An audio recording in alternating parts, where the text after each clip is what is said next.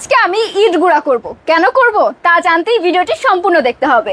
Authentic premium and একদমই original একটা coffee grinder নিয়ে ইটের মতন শক্ত জিনিস যদি পেস্ট করতে পারি তাহলে তো সব টাইপের মশলা আমরা খুবই সহজে পেস্ট করে ফেলতে পারবো। এখানে পেস্ট করব আমি ইটের গুঁড়াটা।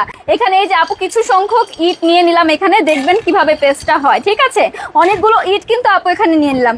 এই ইটটা আপু গুঁড়া করে ফেললাম। এখানে দেখুন কি সুন্দর করে পেস্ট হচ্ছে, খুব সুন্দর করে কিন্তু এটা পেস্ট হয়ে যাচ্ছে। ঠিক আছে, সাউন্ডটা শুনলেই কিন্তু আমরা বুঝতে পারছি যে এটা মনে হয় একদম পেস্ট হয়ে গিয়েছে।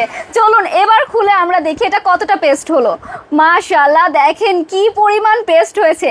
ইট যদি এরকম পেস্ট হয় তাহলে বুঝেন মশলা কিরকম পেস্ট হবে। এটা খুবই প্রিমিয়াম কোয়ালিটির যাচ্ছে। এখানে যে কভারটা দেখতে পাচ্ছেন, কভারটাও কিন্তু অসম্ভব প্রিমিয়াম কোয়ালিটির এখানে দেওয়া রয়েছে।